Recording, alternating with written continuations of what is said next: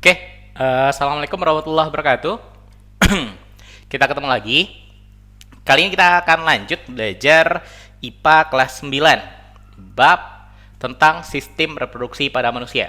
Ini video yang kedua. Pada video pertama, kita udah belajar tentang pembelahan sel. Ada dua jenis dari pembelahan sel, ada mitosis dan ada meiosis. Bagi yang belum nonton, silahkan nonton video yang pertama terlebih dahulu, biar nanti lebih paham. Oke? Nah, di video yang kedua ini, kita akan ngebahas tentang struktur dan fungsi organ reproduksi pada laki-laki. Oke? Nah, sama halnya seperti video yang pertama. Di awal video ini, Kak mau ingatkan lagi, buat adik-adik, kita belajar ini tujuannya ya biar kita tahu. Oke? Biar kita tahu dan biar kita lebih peduli dan kita bisa menjaga organ reproduksi yang kita miliki. Biar kita sadar betapa pentingnya ini. Oke? Jadi, Kak jangan ada yang berpikiran aneh-aneh, jangan ada yang berpikiran macam-macam. Oke? Semuanya harus berpikiran positif. Kalau ini kita bahas, tujuannya adalah untuk belajar. Oke? Nah, setelah belajar ini, nanti kita juga akan membahas proses penciptaan manusia. Ketika sperma ketemu dengan sel telur, maka seperti apa perkembangannya.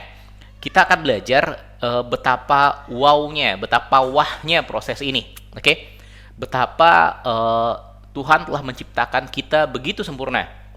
Sehingga nanti mudah-mudahan kita bisa mengakui bahwa Sang Pencipta itu begitu besar, begitu maha besar. Sehingga ya kita jadi bersyukur, lalu kemudian mudah-mudahan kita jadi lebih bertakwa. Oke? Mudah-mudahan kita bisa jadi orang yang lebih baik. Amin, mudah-mudahan. Nah, langsung aja kita bahas struktur dan fungsi organ reproduksi pada laki-laki.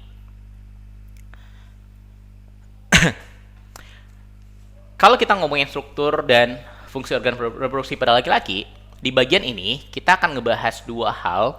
Yang pertama akan kita bahas organ reproduksinya itu sendiri, seperti apa struktur dan fungsinya. Yang kedua, kita akan ngebahas proses spermatogenesis. Spermatogenesis inilah proses pembentukan dan pematangan sperma.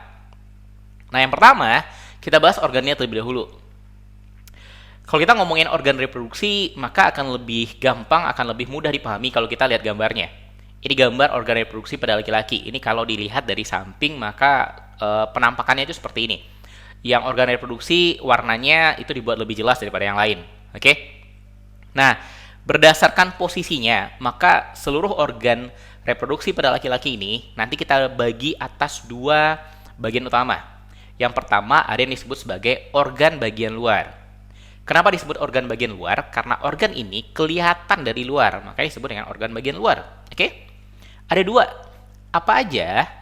Yang pertama, ada yang kita sebut sebagai penis. Ini. Oke? Ini yang kita sebut sebagai penis. Apa fungsinya?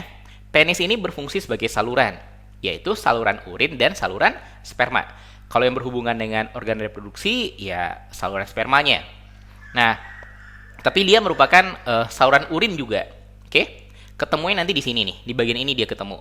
Urin berasal dari ginjal dan kantung kemih, sementara sperma itu berasal dari testis. Nanti ketemu di bagian ini dan mereka punya saluran keluar yang sama, oke, yang berada di dalam penis. Terus kemudian bagian kedua yang termasuk organ bagian luar itu adalah skrotum. Yang ini, yang kantongnya ini yang disebut sebagai skrotum, oke? Karena di kantong, lalu apa isinya? Nah, isinya yang ini, yang bulat ini, yang kita sebut nanti sebagai testis. Oke? Nah, skrotum itu posisinya persis berada di bawahnya penis. Persis berada di bawahnya. Terus, kenapa dia berada di luar? Karena testis ini kan tempat diproduksinya sperma. Nah, proses pembentukan sperma akan lebih optimum ketika dia berada pada suhu di bawah 37 derajat Celcius. Oke? Sementara tubuh manusia secara normal itu suhu tubuhnya normal 36 sampai 37. Nah, ketika testisnya ada di dalam, maka proses pembentukan spermanya nggak optimum. Oke? Sehingga testisnya berada di dalam skrotum yang berada di bagian luar, agak sedikit terpisah, oke, dari organ-organ lainnya. Ini fungsinya skrotum. Dia menjaga suhu testis agar sesuai untuk produksi sperma. Kalau berada agak luar atau agak jauh dari bagian induk tubuh kita, bagian utama tubuh kita, maka suhunya mungkin lebih rendah daripada suhu tubuh. Oke? Terus Ini yang kita sebut sebagai organ bagian luar. Kalau kita ada organ bagian luar, maka juga ada organ bagian dalam. Oke. Nah, yang mana aja yang termasuk ke dalam organ bagian dalam? Yang pertama, yang tadi udah sempat kita bahas sedikit, yaitu testis. Yang ini nih, yang bentuknya bulat seperti telur. Oke? Ada dua. Setiap laki-laki itu punya sepasang testis, yang fungsinya ya sama, untuk produksi sperma. Ada dua yang diproduksi, nggak cuma sperma. Yang pertama, dia memproduksi sel sperma. Oke, sel sperma adalah sel kelamin laki-laki, dan dia juga memproduksi hormon testosteron. Kita bahas satu-satu. Sel sperma. Ini bentuk dari satu sel sperma. Ada kepalanya, ada bagian leher, ada badannya, lalu ada ekornya. Kenapa bentuknya seperti ini? Karena sperma itu sifatnya aktif. Ketika mau terjadi pembuahan, maka sperma ini akan berenang secara aktif menuju sel telur. Oke, sehingga nanti terjadi pembuahan. Nah, agar dia bisa berenang dengan baik, maka bentuknya dibuat kayak gini. Oke, dia langsing, ada ekornya nanti akan bergerak kayak ekor apa ya? Kayak ekor berudu lah, berudu. Tahu berudu kan? Anak kodok. Ya kayak gitu. Dia akan berenang. Terus kemudian apa fungsinya? Ya, dia berfungsi untuk membuahi sel telur.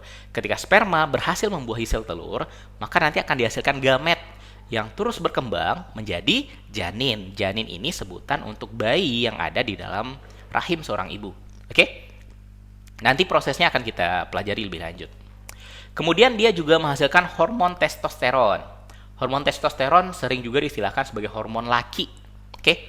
Kenapa? Karena senyawa ini dapat merangsang perubahan fisik pada laki-laki. Apa contoh perubahan fisiknya? Yang pertama misalkan, ketika anak-anak mau menjadi remaja, anak cowok mau jadi remaja cowok. Oke? Maka kalau kita perhatikan ada beberapa hal dari fisiknya yang berubah. Contohnya misalkan yang pertama, tumbuh kumis, jenggot, oke, dan rambut di beberapa tempat yang ada pada tubuhnya. Waktu remaja nggak ada, waktu anak-anak nggak ada. Pas remaja udah mulai timbul, oke. Terus kemudian perubahan fisik lainnya, misalkan munculnya jakun, oke, jakun yang tonjolan yang ada di leher. Terus suaranya juga berubah. Kalau anak-anak biasanya suaranya lebih melengking, ketika remaja cowok, ketika udah remaja, suaranya berubah menjadi lebih ngebas, oke, lebih besar suaranya. Terus kemudian dadanya lebih bidang, lalu kemudian lebih gampang berototnya daripada anak-anak. Ini fungsi dari hormon testosteron, merangsang perubahan fisik pada laki-laki. Termasuk juga nanti hormonnya berpengaruh juga pada proses reproduksi. Oke? Ini yang pertama, testis. Terus sperma yang nanti dihasilkan oleh testis itu nanti akan dikirim ke bagian yang disebut dengan epididymis. Ini yang berada di sekitarnya testis ini. Berbentuk seperti banyak buku yang bilang seperti koma. Kalau ini komanya koma kebalik. Oke? Ini epididymis. Apa fungsinya? Epididymis ini berfungsi untuk menyimpan sperma sementara. Kan testis tadi menghasilkan sel sperma. Lalu spermanya dikirim di sini dan disimpan sementara sampai nanti siap untuk keluar. Oke? Sampai nanti ya keluar. Keluarnya bisa karena berapa faktor. Yang pertama bisa keluar karena ini udah penuh, harus dikeluarkan. Oke? Kenapa bisa penuh? Ya karena testis itu memproduksi sperma secara terus-menerus. Nggak berhenti-berhenti. Sehingga nanti penuh akan keluar. Ya kalau pada laki-laki yang biasanya udah beranjak dewasa, udah beranjak remaja, ada istilahnya mimpi basah. Oke? Jadi keluarnya ketika tidur. Atau ketika ada rangsangan, dia bisa keluar. Oke? Ini epididymis, tempat menyimpan sperma sementara. Nah, dari epididymis ketika dia akan keluar, dia lanjut ke saluran yang disebut dengan saluran vas deferens. Ini yang panjang ini. Dari epididymis dia keluar pada saluran yang panjang yang disebut dengan sebagai vas deferens. Oke? Nanti dari vas deferens dia sampai pada saluran yang disebut sebagai uretra. Uretra ini saluran yang merah ini yang berada di dalam penis. Oke? Jadi vas deferens itu saluran sperma dari epididymis menuju ke arah uretra. Oke? Nah, ya seperti tadi Kak bilang, dari vas deferens dia nanti akan menuju uretra. Uretra ini saluran akhirnya, sehingga nanti dia akan keluar. Uretra adalah saluran keluar urin dan sperma. Oke? Sperma berasal dari testis, sementara urin berasal dari ginjal yang ada di atas, lalu masuk ke dalam kantung kemih, lalu kemudian nanti bergabung sama saluran yang sama dengan sperma. Tapi mereka nggak akan pernah keluar secara bersamaan. Oke? Nanti kita bahas lebih lanjut seperti apa prosesnya dan kenapa dia nggak bisa keluar secara bersamaan. Nah, kalau yang berhubungan sama sistem reproduksi berarti yang sperma. Kalau urin ini hubungannya dengan sistem ekskresi. Oke, sistem pengeluaran cairan yang nggak dibutuhkan lagi. Nah, ini organ bagian dalam yang berupa ya testis dan salurannya. Selain saluran testis dan saluran-saluran ini, ada beberapa organ bagian dalam lagi yang berperan penting. Yang pertama, ada namanya kelenjar vesicula seminalis. Oke? Jadi ada kelenjar, ada 3 jenis kelenjar nanti juga berperan penting. Vesicula seminalis, kelenjar yang berada di sini. Di belakangnya kantung kemih. Oke? Kalau dia kelenjar, maka fungsinya adalah menghasilkan cairan. Cairan apa? Cairan yang mendukung kerja sperma atau cairan yang melindungi sperma. Sperma dari testis dan dari kelenjar ada cairan-cairan pendukung penyokong yang diproduksi. Nah, pada vesicula seminalis ini, yang pertama dihasilkan, dia menghasilkan cairan yang bersifat basa atau alkali. Pernah belajar tentang asam sama basa kan? Basa lawannya adalah asam. Oke? Nah, pada vesicula seminalis dihasilkan cairan yang bersifat basa yang nanti dicampur dengan sperma. Apa tujuannya? Yang pertama, tujuannya melindungi sperma dari sifat asamnya urin. Tadi kan Kak bilang, urin juga punya saluran yang sama dengan sperma pada uretra. Saluran keluarnya sama. Nah, urin itu bersifat sedikit asam. Sementara sperma yang dihasilkan testis, dia nggak boleh kena asam. Kalau kena asam, mati dia. Sehingga, agar dia nggak mati ketika melewati uretra, maka dilindungi oleh cairan yang bersifat basa. Basa ini akan menetralkan asamnya sisa-sisa urin yang berada pada uretra. Itu yang pertama. Yang kedua, ketika sperma itu masuk ke dalam tubuh wanita, kan tujuan sperma dibentuk adalah untuk membuahi sel telur. Nah, ketika masuk ke dalam tubuh wanita, maka lingkungan pertama yang dihadapi oleh sperma ketika berada dalam tubuh wanita adalah lingkungan asam. Itu tantangan pertamanya. Lingkungan sekitarnya itu nanti asam. Dan untuk melindunginya, dihasilkanlah zat yang bersifat basa oleh vesicula seminalis. Oke? Kemudian, dia menghasilkan fruktosa. Fruktosa ini sejenis gula. Nanti ada namanya gula monosakarida, ada polisakarida, ada disakarida, dan ada monosakarida. Dan fruktosa ini adalah jenis gula monosakarida. Oke? Maksudnya apa? Ya, ini intinya ini gula sederhana yang bisa langsung dipakai untuk menghasilkan energi.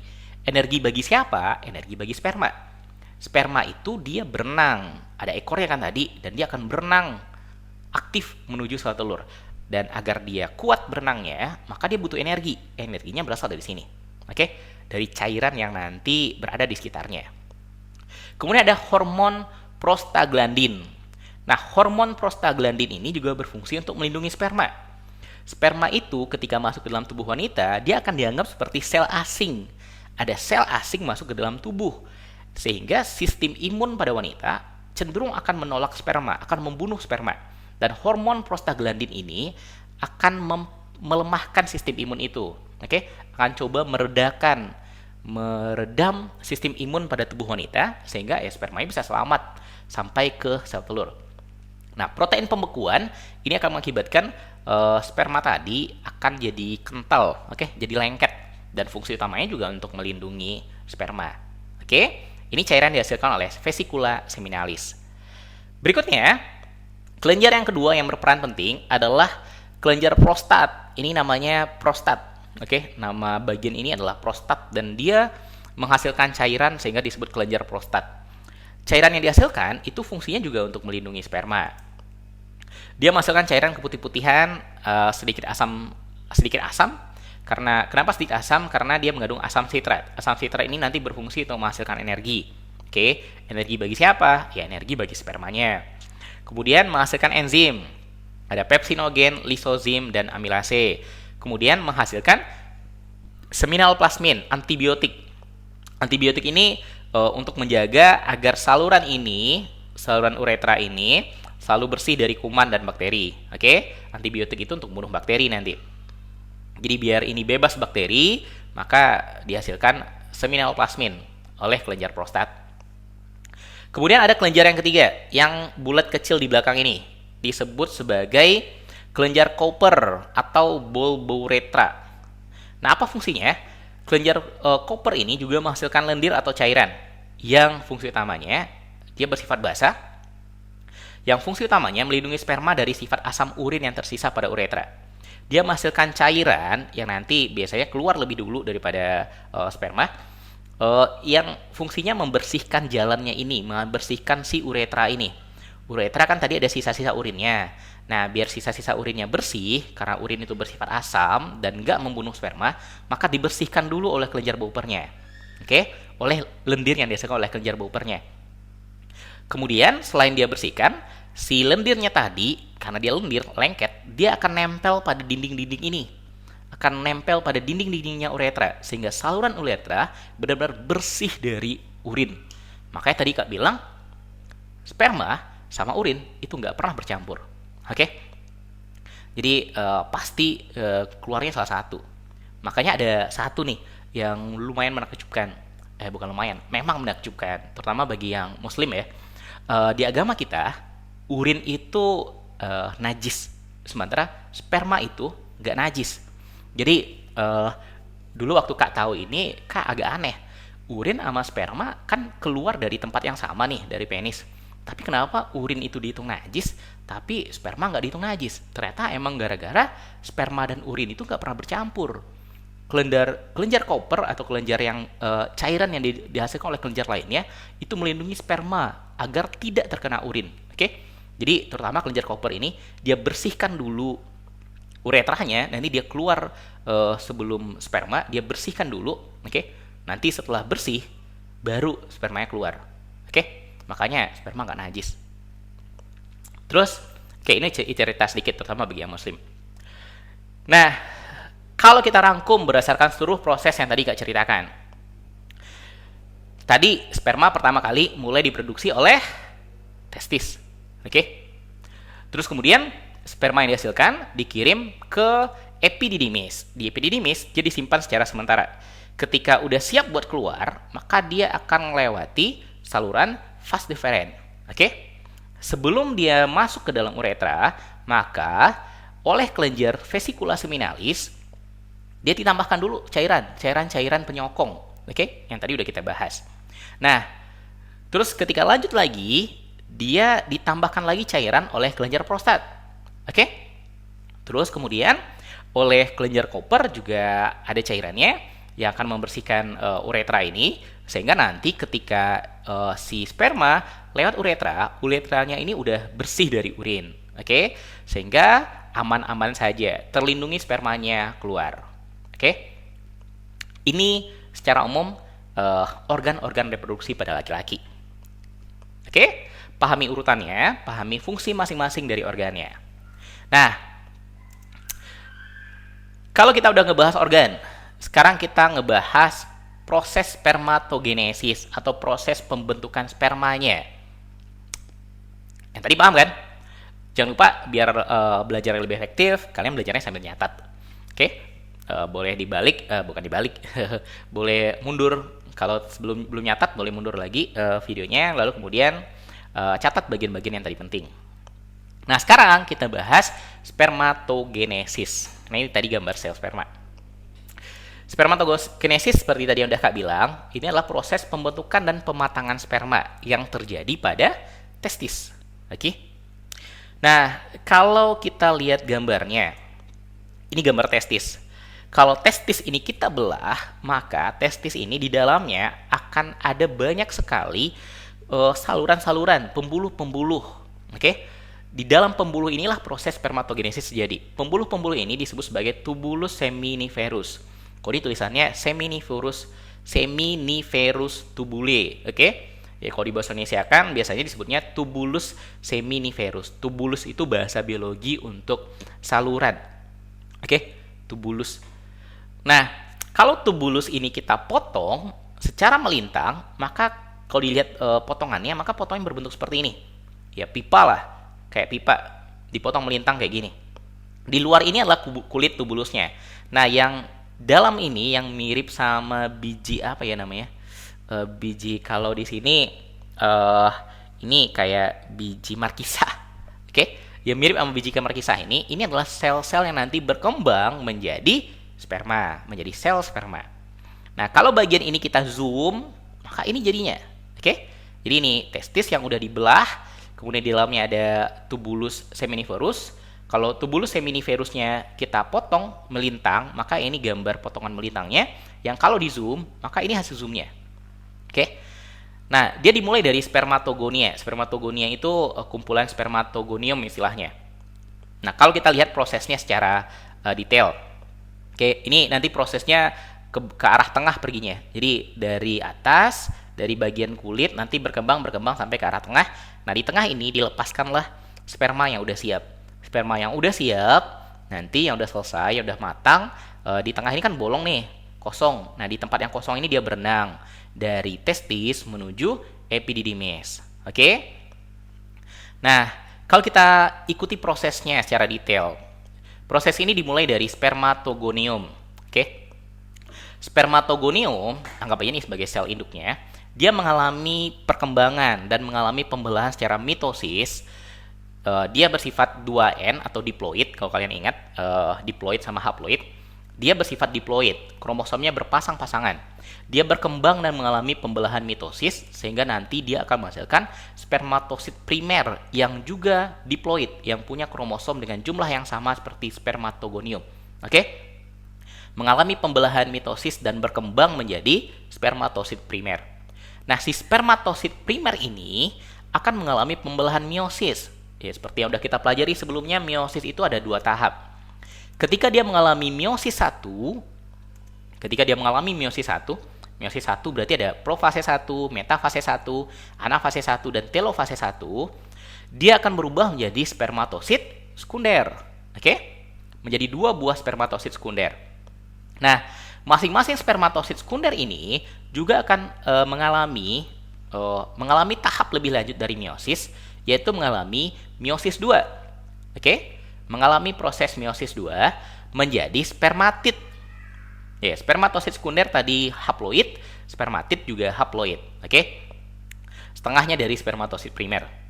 Nah, si spermatid ini kemudian akan berkembang menjadi spermatozoa. Oke? Proses perkembangannya, proses perubahannya kita sebut sebagai diferensiasi.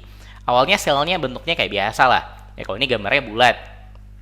Oke. Nah, kemudian dia mengalami diferensiasi, mengalami perubahan. Diferen kan artinya berubah, mengalami perubahan menjadi sel yang ya sperma yang yang kita kenal. Ada ekornya, ada kepalanya, nanti ada badan sama lehernya. Sperma akhir bentuknya nggak lucu kayak gini. Ini kan kayak kayak kecebong, kayak apa lupa nama kerennya. Ya sebut aja lah kecebong. Oke? Anaknya kodok. Nah, ketika ini berkembang terus, maka ya dia nanti bentuknya lebih langsing, ekornya lebih panjang, kepalanya lebih kecil dan runcing. Ini proses spermatogenesis. Dari spermatogonium berkembang terus sampai akhirnya dihasilkan spermatozoa. Nah, oh ya bentuknya ini bentuk aslinya nih, bentuk yang udah matangnya. Jadi runcing dengan ekor yang panjang.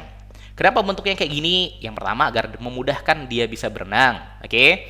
Kalau langsing ya gampang dia berenangnya. Kemudian kenapa ujungnya runcing? Karena nanti dia akan menembus kulit sel telur. Ketika dia membuahi sel telur, dia harus menembus kulit sel telurnya biar bisa masuk ke dalam. Oke? Kalau kita simpulkan, spermatogenesis ada beberapa hal penting tentang spermatogenesis yang sering ditanya. Yang pertama, proses ini berlangsung di dalam testis. Yang kedua, dari proses ini akan dihasilkan 4 sel sperma fungsional. Oke? Dari satu proses ya. Kalau dihasilkannya banyak, dalam 1 mili air mani itu ada puluhan juta sel sperma yang dibentuk. Oke? Nah, dari sekian puluh juta itu 1 mili. Kalau dihasilkan beberapa mili, maka ada beberapa ratus juta sel sperma. Nah, dari beberapa ratus juta sel sperma yang dihasilkan, ketika masuk ke dalam rahim, ketemu dengan sel telur, maka yang berhasil membuahi sel telur cuma 1. Yang 1 itulah yang nanti kemudian berubah menjadi gamet dan janin. Jadi kita ini adalah hasil dari 1 sel sperma dari sekian ratus juta kemungkinan sel sperma yang bisa membuahi sel telur. Oke? Masing-masing sel sperma bisa membawa kromosom dengan gen yang berbeda-beda dengan sifat-sifat yang berbeda. Nah, kita dengan sifat seperti ini, seperti yang sekarang ini, sifat fisik kita sekarang ini, itu ya 1 dari sekian ratus juta kemungkinan. Kalau ternyata spermanya berbeda, bisa jadi fisik yang kita punyai juga berbeda. Oke? Itu makanya aku bilang tadi bahwa proses ini begitu wow, begitu wah. Nanti lebih lanjut kita bahas pada pembuahan. Oke? Kemudian proses spermatogenesis ini terjadi atau dimulainya pada saat laki-laki mengalami pubertas. Kalau bahasa kitanya mengalami akil balik, oke? Dari anak-anak menuju dewasa. Oke? Kalau pada laki-laki biasanya ditandai dengan tadi mimpi basah. Keluar pertama kali biasanya ketika tidur. Dan itu baru sadar, oh, ternyata saya udah dewasa kalau udah keluar itu. Terus kemudian, kapan berhentinya? Dia nggak berhenti-berhenti. Diproduksi terus-menerus. Selama kalian makan makanan bergizi, oke, maka ini akan diproduksi terus-menerus. Kapan terganggunya? Ya terganggunya kalau seandainya ada penyakit. Atau terganggu ketika kalian ngerokok. Ngerokok, nikotin akan mengganggu proses ini. Mengakibatkan sperma yang dihasilkan berkurang atau mungkin rusak. Kapan berhentinya? Ketika meninggal. Oke? Laki-laki menghasilkan spermatogenesis terus sepanjang hidup, bukan sepanjang hidup, dari ketika mengalami pubertas sampai dia meninggal. Kakek-kakek pun juga ini menghasilkan sperma juga. Oke? Ini gambar sel sperma yang terakhir yang dihasilkan. Bentuknya runcing kepalanya, kemudian ini bagian-bagiannya, bagian atasnya akrosom, nukleus, kemudian ada mitokondrion. Oke, bagian tengahnya ini lehernya, kemudian ekor. Oke, ini akan dibahas lebih lanjut ketika kalian di SMA. Sip? Paham? Mudah-mudahan paham apa yang Kak sampaikan. Kita udah bahas struktur dan fungsi organ reproduksi laki-laki, maka pada video berikutnya kita akan membahas struktur dan fungsi organ reproduksi pada wanita. Itu dia yang lambe-lambe itu. Oke, di pertemuan berikutnya kita akan membahas ini.